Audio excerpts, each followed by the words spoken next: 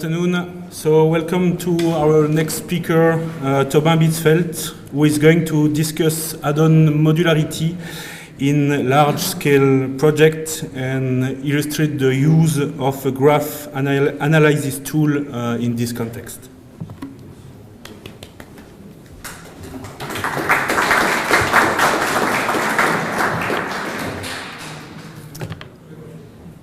Hi, I'm Thomas. As Adrian said, I'm from Axon, and I represent you an effective add-on modularity in large projects.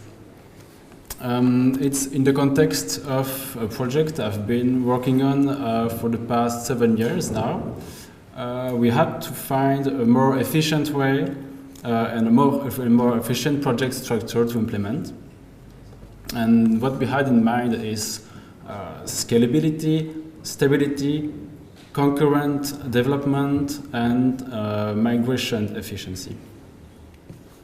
I will explain this project implementation and how to enhance it and maintain it, and using a graph analysis tool. First, the modular structure itself. The first implementation we could consider is the Odoo one, meaning large traditional applications closely linked to an Odoo application or an external add-on like an OCA one. So we will have big applications like invoicing, purchase, stocks, so on. These applications are few in number and will grow with the project, but they can become quite big and quite hard to maintain. So we get a graph like this one, which is quite simple. We have the central green circle, which is our whole module. It's the one that pulls all of the dependencies of the project. It's a project head. And around it orbit a small amount of large modules, the orange ones, linked to external add-ons, which are the green ones. Yes. Another implementation we could consider is the OCA one, meaning feature modules. Each one representing a feature, a specific functionality. They are all in one, meaning they come with their own security, their own menus, and sometimes re-implementing existing sub-features. These modules will grow with the functionalities, but when the functionality evolves, it still represents a large volume of code and models in the same add-on, which is still hard to maintain. Another issue is that these modules, if these modules grow, it becomes hard to implement dependencies between them, because when we add a dependency, it pulls a lot of code, and it makes the upgrade last longer. So it's still not what we needed. The graph now shows stronger modularity. Project modules, the orange one, can share external dependencies, but interdependencies remain quite difficult, and the code duplication is still hard to avoid. Now we could go further and implement a sub-feature module structure, meaning functionalities will be split on several add-ons. It's now the number of modules that will grow with the functionalities. Yes. In this context, functional scopes are isolated into clusters of modules and grouped around new application-like modules. I'll explain that just after. In this approach, it's important to maintain a low entanglement in the dependencies and keep a flat structure. Now, with this implementation, we can minimize the code duplication as much as possible and apply the dry policy, which means don't repeat yourself.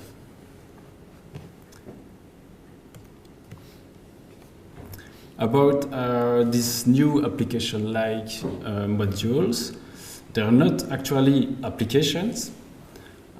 They form the head of the addons clusters. They represent a functional scope, and they cannot depend on each other. They do not involve any business logic. They only pull the dependencies of the cluster. They add the menu, and they add a high-level security.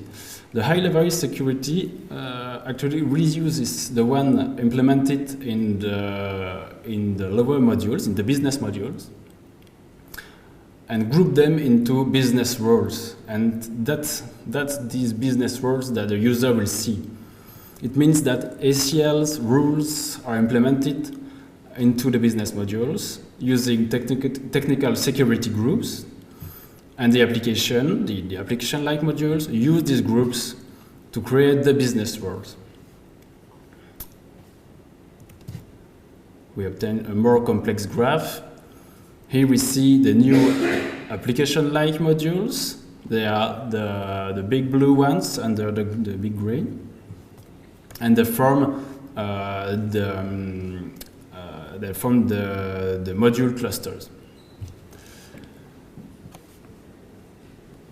Now the module clusters, we keep them as isolated as possible, but it's not showed on the graph, but it's still possible to have basic modules that can be pulled by several clusters.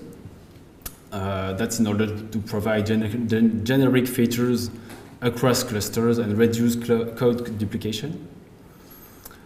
It's also possible to implement bridge modules. It's not shown on this graph too, but bridge modules between clusters if needed, and as long as the dependencies are handled correctly, meaning these modules must be as low as possible in the graph dependency to avoid pulling too many add-ons each other.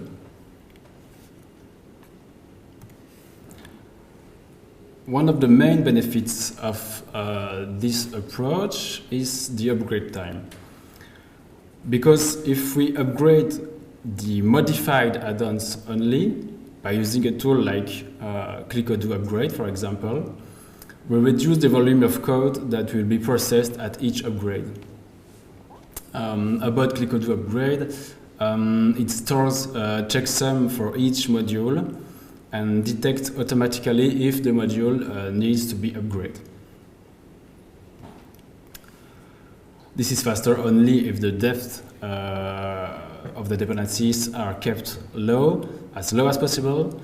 Otherwise, too many add-ons will be processed at each change, and we would lose the benefit.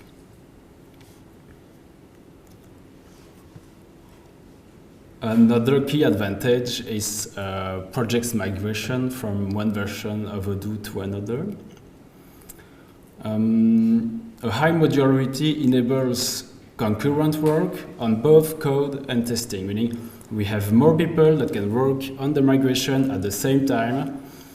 And to facilitate the migration of the code, a tool like Odoo Module Migrator can be very useful. You can run it on every add-on.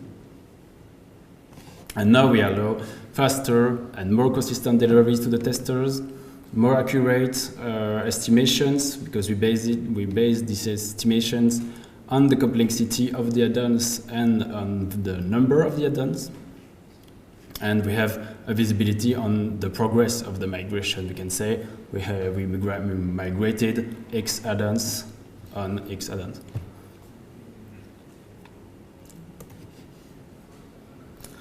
In terms of code comprehension, add-on clusters isolation allow a progressive onboarding of the new developers on the project. They can quickly start working on the functional scope without knowing about the others. It also allows developers to work concurrently on different scopes without conflicts. In terms of code isolation, we have a better stable code isolation because old modules do not tend to be modified. So the old code remain untouched. We mainly add new modules on top of them. Side effects between unit tests in the modules can also be minimized by implementing test jobs specific to each clusters. These test jobs can also run at the same time and speed up the test pipelines. And finally, the module names and prefixes provide a good indication on their content, which facilitate module browsing and code search.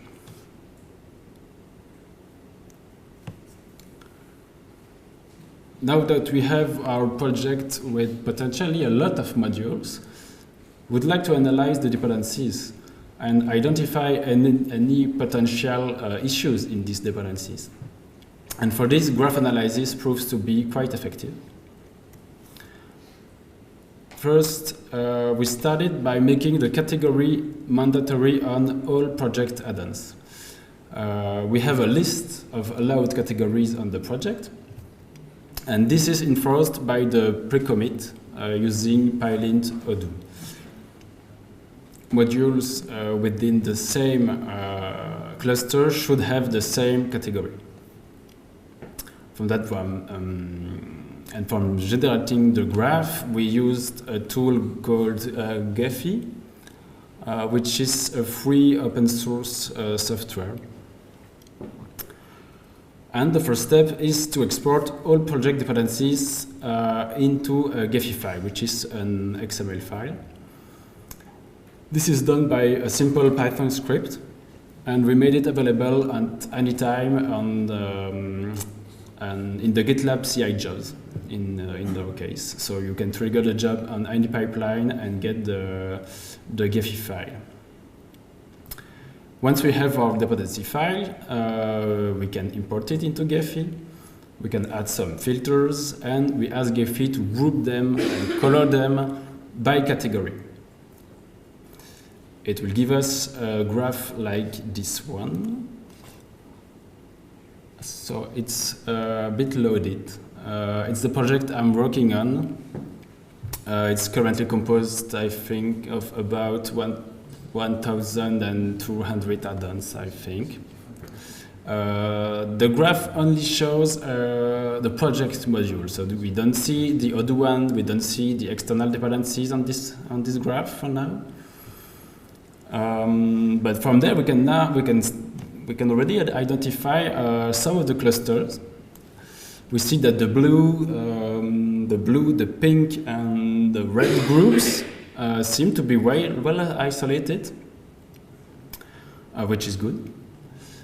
For example, in the center of the blue cluster, we can see, we can guess that there is the application-like module pulling all the dependencies of the cluster.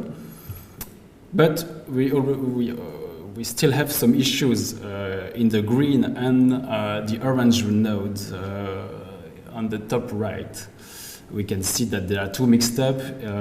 It means that changes in this green cluster, for example, could have consequences in the orange one, which is something that we want to avoid. Now it's a game of zooming in and applying some filters and to identify the dependency issues. In Gephi, we can easily implement filters and adapt the display to improve the readability of the graph. As I said, the point is to detect the module clusters, the excessive entanglement, and anticipate the upgrade propagation of each module. The idea is to get the dependency structure as flat as possible.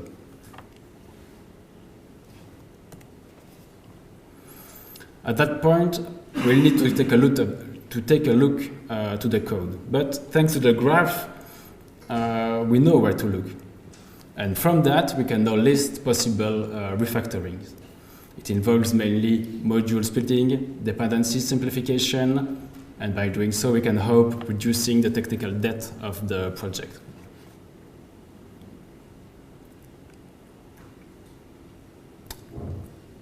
last one, Manifest2. That's another tool that proves to be useful to analyze the dependencies. Manifest2 provides mainly two commands, which are list depends.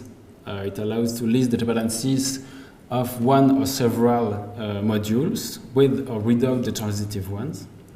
And it can also, we can also identify the co-dependencies, which are the modules that depend on the targeted ones, which is the opposite operation, again, with or without the transitive dependencies.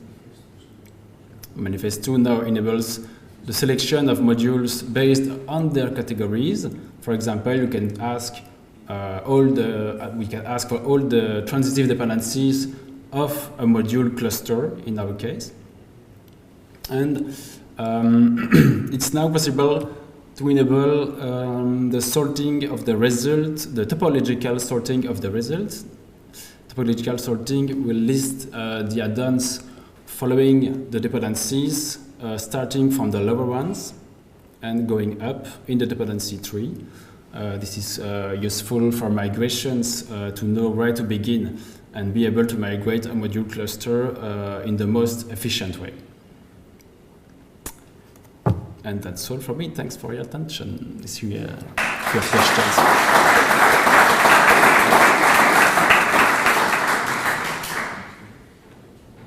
Any questions? No.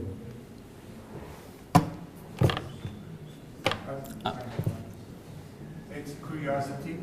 Your top level module, the all, does it declare dependencies on the next level, or is it the other way around?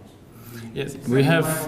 Yes, we have the all module, which remains in any case, and it will depend on the application-like modules, and they depend on the other ones, and we keep that quite flat as possible, and we limit the interdependencies between the modules.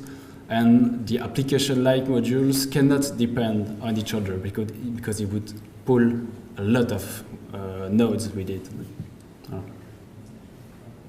It's do you that top level when installs the world?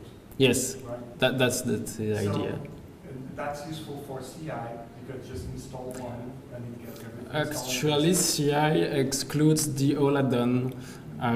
It will just it will find the modules based on their category or the name prefix and ask to install these modules and test these modules. That's how we have several test jobs running concurrently. You do that so that you run smaller jobs in Yes, parallel. yes. Okay. And you install the all in the QA and production environment? Yes, on production, etc. Yes, we install the all module.